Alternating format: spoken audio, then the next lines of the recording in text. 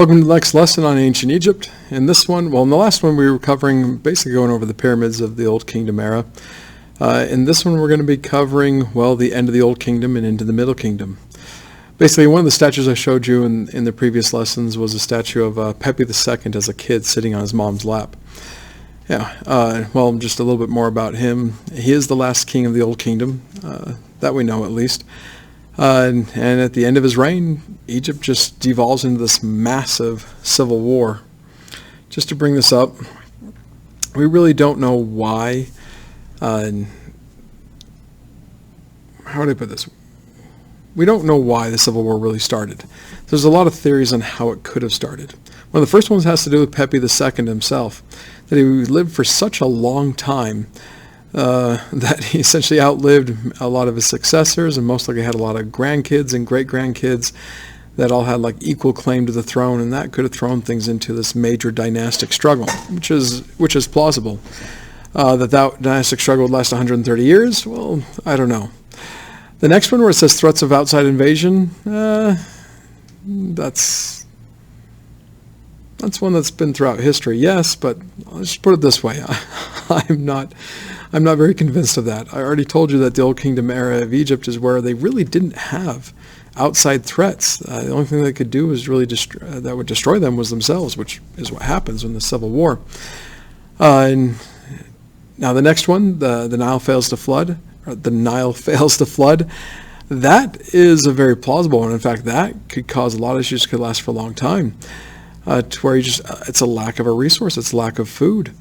All of a sudden, something that was very plentiful now is in very short supply, and what do we do? Where do we get this stuff? Something I'll just correlate that to a little bit. Just think back to earlier this year, 2020, the wonderful year of 2020, and what I like to call the TP apocalypse, March 12th, and I guess March 13th, which was, I think that was a Friday, yeah. Anyways, odd there. So, but it was just this lack of stuff, and all of a sudden people are getting really mad at each other. How dare you take more than you should have? Something that was always there, is always available. We never thought it'd be gone, and all of a sudden it's gone. And it wasn't just toilet paper; it was a lot of the paper products and other things as well. Heck, what I'm doing this video on, the webcam, those went by pretty quickly because everybody all of a sudden needed those to work from home. Anyways, hopefully this is making sense, but that is a very plausible thing. All of a sudden you have a lack of something that everybody needs, and kaboom. You could have a major civil war, and then you get this idea of your dad killed my dad, and you get some family hatreds put in place, and that could really keep things going for a long time. That is a very plausible theory on how they go into a civil war. And the last one, that is also a very plausible one as well, where the nobles who just decide, okay, we want the power, and then they would fight amongst each other for who has really that next supreme power as well once they overthrow the current dynasty. That has been a fairly normal thing. Actually, normal. It's not a nice thing to happen, but it has been a normal thing to happen throughout history. But whatever the cause, again, we don't really know. They do get into this 130-year-long period that is known as a civil war, the ending of the Old Kingdom. And once the Civil War ends, we get into the beginning of the Middle Kingdom. So, now, everything I'm going to put up on the slide right now, this is kind of like a deja vu moment, meaning that, I talked earlier about how the peoples on the Nile River Valley, they settled around the food, they built into communities, they came in contact with the communities, sometimes they meld together, sometimes they fight and overtake each other, and then they organized they finally came together in two major kingdoms, Upper Egypt and Lower Egypt. Lower Egypt being the Nile River Delta, Upper Egypt being the Nile River Valley more to the south. Just remember, Upper Egypt, Lower Egypt, but they're opposites when it comes to north versus south. In your notes, put down here that the priests and nobles of Heracleopolis, I have no clue if I'm pronouncing that right, that's basically Lower Egypt. Whereas the powerful nobles of Thebes, that's basically Upper Egypt again. So you kind of had the same scenario play out with the Civil War, where all these factions are probably fighting against each other. They finally get down to the two major factions, kind of the two big guys at the end. Heracleopolis most likely is more powerful because they do have the larger source of food than the Nile River Delta, but it is the nobles of Thebes, or Upper Egypt, that wins this again. And the new Narmer, I guess you could say, is a guy named Mentuhotep II. Gave you a nice couple titles that he gives himself. And yeah, it's a big deal. He ends 130 years of civil war, unites the two lands, makes everything good again. And in fact, he doesn't just make everything good again like it was back in the Old Kingdom time period. The Middle Kingdom time period is by far much more prosperous, and everybody has much better lives, arguably, than they did during Old Kingdom time period. And the reason for that basically is, well, trade, international trade.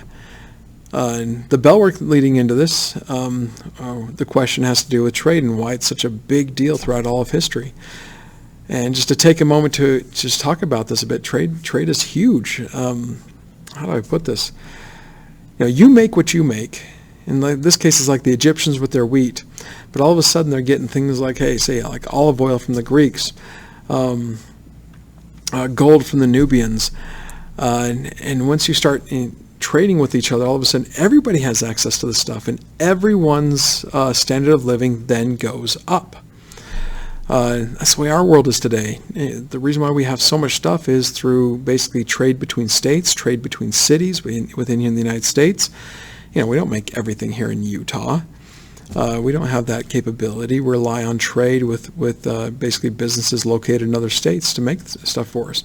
And in most cases, things that are made overseas, like all the made in China stuff, or made in Italy, or made in Guatemala. There's a lot made in Canada, made in Mexico. There's a lot of things that are made elsewhere that we trade for and bring it here to the United States. And then we trade them with stuff, and therefore our standard of living goes up. Their standard of living goes up, hopefully. And the idea of they have a good society that allows that to happen. We definitely have been enjoying a good free society in which we can enjoy this massive uplift in standard of living. Anyways, I'm getting into more current times, but I'm trying to help you understand this concept of trade. It's a big deal. Everybody goes up in this one. But then you also get this idea that, holy cow, there's other people out there. The Mesopotamians are out there. You got the Greeks out there. You got the Hittites out there. I think they're in the... I believe the Hittites show up at this time period, but we'll see. I can't remember quite now off the top of my head.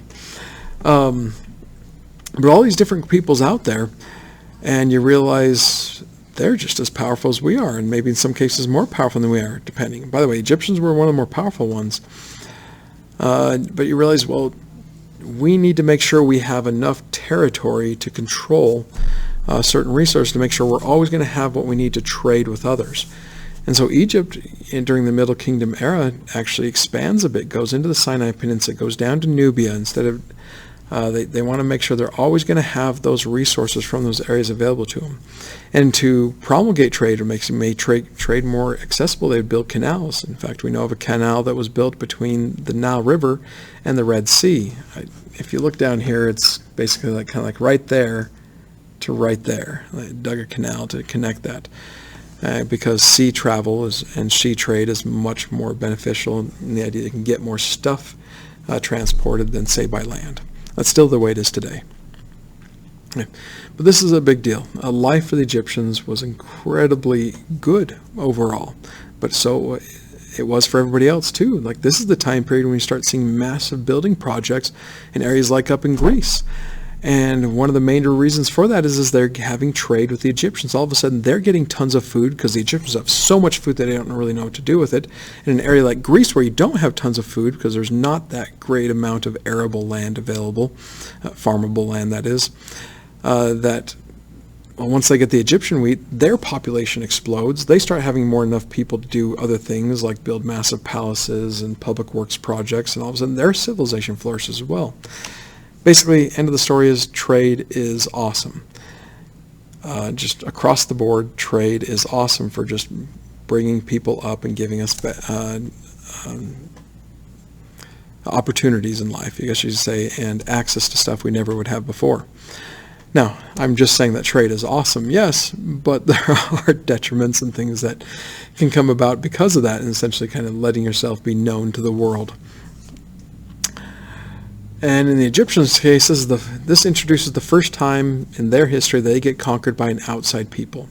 Basically, you have a group called the Semites, well, basically an ethnic group from the Fertile Crescent called the Semites, and a specific group within the Semitic tribes known as the Hyksos that they hear about Egypt. Egypt is this wonderful place to live. Hey, let's go down there. That's going to be a great place to be. And so they, well, attack the Egyptians. And the thing is that they have chariots, whereas the Egyptians don't. The Hyksos have chariots, the Egyptians don't. Now in class I like to show a little thing on using the video game Rome Total War where I run over a bunch of Egyptians with chariots. And I try to have this ratio of like a 10-to-1 ratio. There's 10 Egyptian soldiers out there for every one Hykso on a chariot. But the chariots would easily win the day. And basically the defeat was so bad for the Egyptians that the Hyksos didn't just come in and just kind of get a piece of Egypt or kind of get in on that good life. They actually took over completely, and for the next 100 years Egypt is ruled by these Semites, by these Hyksos.